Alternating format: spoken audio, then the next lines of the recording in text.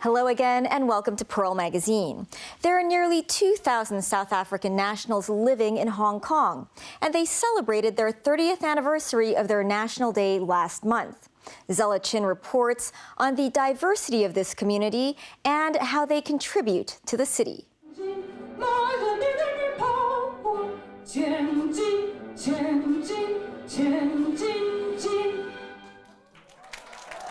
It has raised a toast to South Africa, to China, to the enduring friendship that binds our nations together. The South African Consul General with the guest of honor, Chief Executive John Lee. Photos with the banner of Nelson Mandela, the first democratically elected president of South Africa. These South Africans and their friends are celebrating the 30th anniversary of Freedom Day. It commemorates the first time elections were held after the apartheid era, which was a system that segregated people by race. Last year was the 25th anniversary of the establishment of diplomatic relations between China and South Africa. Almost 7% of goods between South Africa and the mainland transit through Hong Kong. And South Africa is Hong Kong's largest trading partner in Africa. Trade between South Africa and Hong Kong reached nearly $2 billion in 2023. The first South African Consul General came to the SAR in the 1960s. And the current Consul General says there are several thousand South Africans living in the city today. It's a variety of professionals. We got about more than 100 pilots staying in Hong Kong. We're working for Cathay Pathway. We got engineers still working for the same airline. We got teachers, we got musicians, and of course we got what we call artists that in different spheres, music and others. This South African came to the SAR in 2013 to broaden his horizons. In Cape Town in South Africa, you know, when I was at school, it was, can I get to the University of Cape Town, which is the best university in South Africa. Since being here, it's opened up a new way of thinking outside of the traditional, outside of our borders and city and neighborhoods and stuff. So I think that's one thing that attracted me to Hong Kong, a global multicultural mindset. Matthew played rugby professionally in South Africa, and one of Hong Kong's rugby clubs brought him to the city. On the weekdays, he worked in finance, and after hours, he was practicing on the pitch. I've had quite a long club career in Hong Kong. We won some cool titles and championship victories in Hong Kong. And he started an online grocery business from his apartment with his flatmate in 2015. We were aspiring athletes and professional rugby players, so we were looking at healthy eating, healthy snacking, good quality meat, and we saw an opportunity to start bringing that from South Africa. His flagship product was similar to jerky, what's called biltong. It's made from cow, antelope, or ostrich meat. It's super dense and high in protein. You'll struggle to find any ready-to-eat meat snack that's more than 50% protein. He opened a sandwich shop in Wan Chai in 2021 to meet with customers in person and serve South African cuisine. So Matthew, what do we have here? This is called a boerewors roll. Boerewors. It's a South African traditional beef sausage. The word boerewors comes from South Africa's Dutch heritage and influence. It is basically a farm-style beef sausage made into a gourmet hot dog. Shall we try it? Yeah, sure. That was yummy. Much better than your average hot dog. But life took a turn when the COVID-19 pandemic hit. It was some of the toughest times I've experienced. Not only was it, on the back of retiring from professional rugby, our staff were getting sick at every opportunity. We'd set up this place to network with our customers, and we had the police turning up every hour, getting people to distance themselves. So it was incredibly difficult. He and his wife had a son and a daughter during the pandemic years.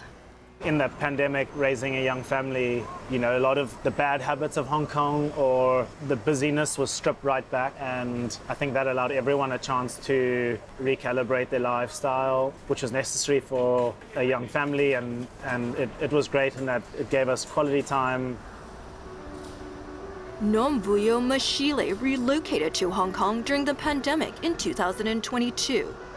The 28-year-old saw the city in a movie and wanted to have an adventure. I remember I watched a Lara Croft Tomb Raider with Angelina Jolie, and she had a scene where she was in Hong Kong, and like all these like really tall buildings and like really, you know, very cosmopolitan, you know, culture of it was very appealing. Nice, and we're also going to do vowel enrichment. She teaches English phonics to 3 to 5-year-olds at an education center in Central. Phonics consists of sounds, and because it's one thing to know the alphabet and the letter names, but it's another to know their sounds and the association with it. She says South Africa and Hong Kong have different styles of education for young children.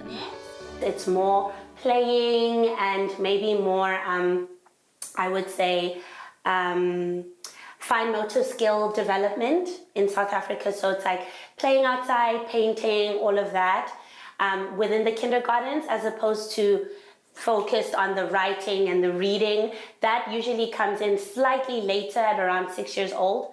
Whereas in Hong Kong is that they start them very, very young.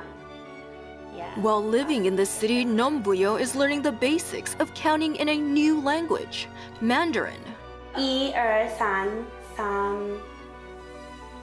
Oh no, oh my gosh, like I'm nervous, sorry, I can't. She likes teaching in Hong Kong because the salaries are 3 times what she can expect to make back home. While the salaries are higher in the city, she is adjusting to the higher cost of living compared to South Africa. The same tub of yogurt in terms of size, South Africa and Hong Kong would be double in price in Hong Kong. So that was a bit of a big, you know, like shock to my system, you know, seeing almost the same packaging, the same flavor, same everything, just very different. She's also trying to get used to the price fluctuations in the supermarket. The yogurt that I'd get, it would be maybe, what, $47? And then there was a time when I went back for the same one, literally the next day, it was like 52. So that's a big jump, like $3, $4. She says the Rainbow Nation has a more diverse range of ethnicities. In South Africa, we have, you know, white, we've got Indians, we've got colored people, we have all types, and of course black, like predominantly black. But because of that, we also have a varying amount of languages. We've got like 11 official languages in South Africa, recognizing all the different religions and cultures that are there. You know, as opposed to, you know, comparing and contrasting Hong Kong, where it's mainly 3, I would say, Cantonese, Mandarin, and English, predominantly speaking. Over in Chunwan is a South African who communicates with her audience in Mandarin. Ellie Zylo, a singer, arrived in Hong Kong in 2015. So what do you like about Hong Kong? I like this area a lot. I recently moved here with a friend, so it's just been a beautiful safe haven. I love that right here we have the busy section, but at home it's so quiet, so serene, nice view, just, yeah, I love going back home. I have to admit. An oasis. Yes, and that's exactly what we were looking for. The way strangers interact in public spaces in the city was different from what she was used to in South Africa. I think in South Africa, there's so much more of an emphasis of community. Whereas what I felt that when I first moved to Hong Kong, everybody was just minding their own business. So at first that was a bit different to me, especially when you're on public transport. Back in South Africa, people talk a lot, in public spaces, even to strangers. And Ellie visits this restaurant every 2 weeks. She's acquired a taste for noodle soup. I love how all the flavors just come together. It's almost like you don't know what you're gonna taste. The mushroom mixing with the chicken, mixing with the soup. I love that it's like an explosion all at once. She started studying Mandarin in South Africa. Her tutor taught her the basics of Pinyin. 甜蜜蜜，你笑得甜蜜蜜。And then one day she taught me how to sing 甜蜜蜜. And yeah, it was a destiny encounter for me. It felt like a moment that was a bit bigger than just loving music, but more so connecting worlds. For the National Day celebration, Ellie was invited to sing both the South African and Chinese national anthems. Ellie hopes to be a bridge between the two cultures with her singing. Maybe this is how I can understand the Chinese culture better, by singing Chinese songs, and truly it was a gateway to that. Then I started understanding people a whole lot better.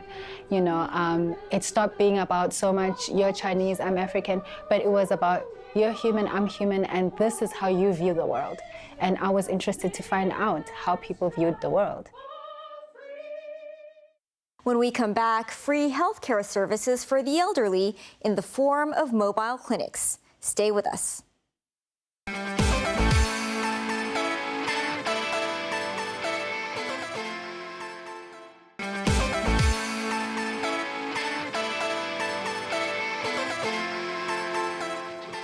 Welcome back to Pearl Magazine. To many, having medical treatment might seem to be a basic human right. But for elderly people who can't afford to see a doctor, particularly for specialist treatments such as dentistry and physiotherapy, the wait for public health care services can be months or even years. Luckily, as Tina Jiang finds out, a group of doctors are now delivering free services to these senior citizens in mobile clinics.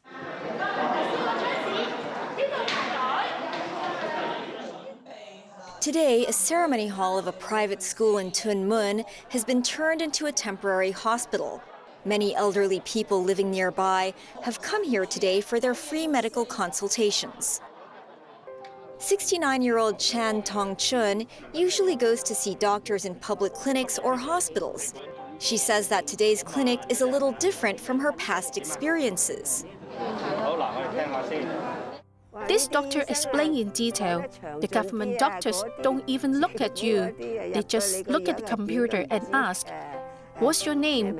What's wrong with you?" I will tell him, and then get the medicine. It is over, and there's nothing else to say. I waited for almost 2 hours, and the time to see the doctor didn't even surpass 15 minutes. The services are offered by a group of private practice medical professionals. Today, nearly 200 elderly people are getting free consultations. It is a mini hospital. We have all of the medical professionals there. An elderly can come, and we can help him or her with different kinds of problems. Michael Chu is not a medical professional himself, but a civil servant. In 2015, he started a charity to recruit healthcare workers to offer free medical services for the elderly with financial difficulties. Certainly, they need to meet our certain requirements, which they must be 65 or above, under CSSA, or our partner NGO confirm they are underprivileged. Regina Chung has been working in elderly-related work for over 20 years. Today, her NGO is helping to organize the event. She appreciates the initiatives of free medical services and also feels happy for the elderly because it can alleviate their financial burdens. The report of Social Welfare Department shows that over 130,000 elderly benefited from the comprehensive social security system in 2020. I think the healthcare service in Hong Kong, the public healthcare service, the cost is affordable. But if you need more private care, then the cost became a concern to most of our elderly. Hong Kong's public healthcare system has been overloaded for years and waiting time is fairly long. Even though the government now subsidizes part of the cost of private healthcare services through schemes such as healthcare vouchers, for many elderly, it's still far from enough. I used a healthcare voucher to see Chinese medicine practitioners and acupuncture. I only have $2,000 and it will be used up within 3 months. A visit to a Chinese medicine practitioner can cost several $100, good for only 2 to 3 visits. Even though she has been suffering from joint pain for years, Tong Chun says she has never thought about seeking medical treatment from the private healthcare sector because of the high costs. I thought I have rheumatoid arthritis, so it would naturally hurt like this. I'm lucky to have a chance to check it out today. Because physiotherapy is so expensive, I can't afford it. Professional treatment costs thousands of dollars a time. Another much-needed service is dental care. Initially, I wanted to see a dentist, but there was no place today. Dental services are pricey. Cleaning costs hundreds of dollars. Otherwise, I have to line up for the government service. I heard you need to queue up before dawn for more than 10 hours to book for the next day. The charity also realizes there's a great need for dental care. Since earlier this year, it has been collaborating with dentists to offer free dental care services to eligible elderly via a mobile dental clinic that visits various districts every week. Today, the mobile dental truck is parked in front of the community center of this public estate in Kwun Tong. Lau Choyan is a volunteer here today. She has been working as a dentist for 5 years. The mobile clinic is quite well equipped with the necessary instruments. We can provide a simple restoration and also the teeth cleaning for the elders. However, for some more complex procedure, for example, some complicated extraction that cannot be carried out here. And at the same time, if the treatment that require more visits and also some regular follow-ups, they are not suitable because of the irregular truck schedule. 早晨你好啊，婆婆，今日過嚟有咩睇啊？我想喺個牙間洗咯，睇佢需要補冇補咯。明白。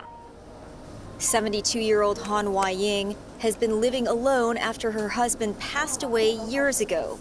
She used to suffer from severe dental problems. Living alone. It's all right if you're healthy. I'm most afraid of getting sick. Being sick is miserable. I didn't know how to brush my teeth before. I couldn't brush them thoroughly, and the gums became inflamed. This tooth was extracted, and it hurt and got swollen. I took antibiotics, but it didn't heal. I got swollen while taking it. It scared me to death. I cried. I cried day and night because I was on my own.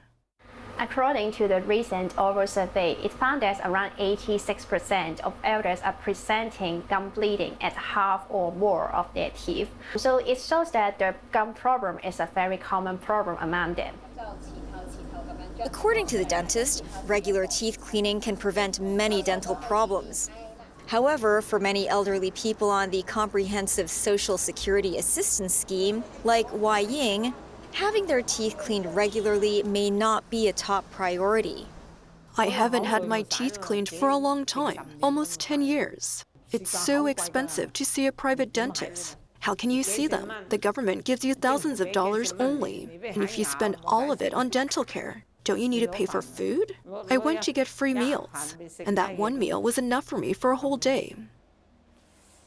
I'm a big saver. Hong Kong's public healthcare system is known for providing affordable services to residents, but that doesn't extend to general dental services.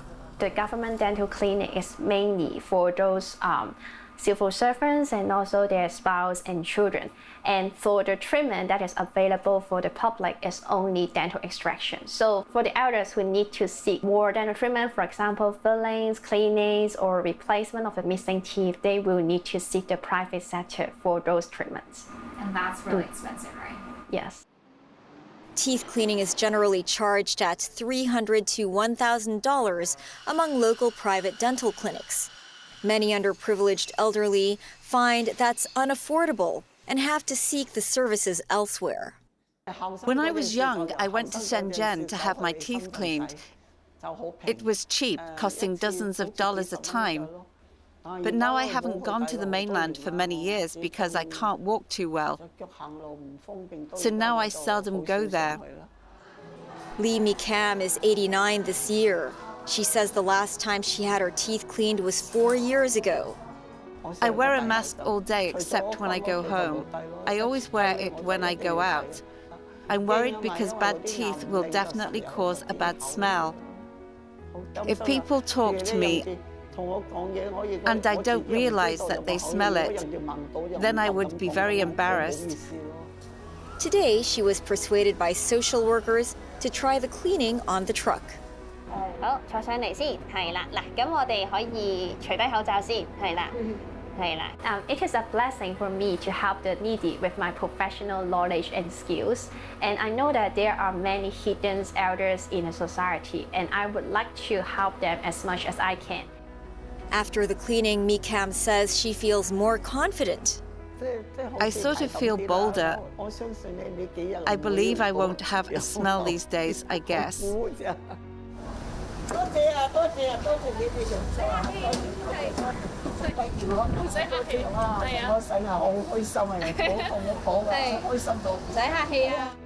The charity has now recruited over 130 medical professionals. Michael Chu, the charity founder, says that many of them were approached by him through cold calls.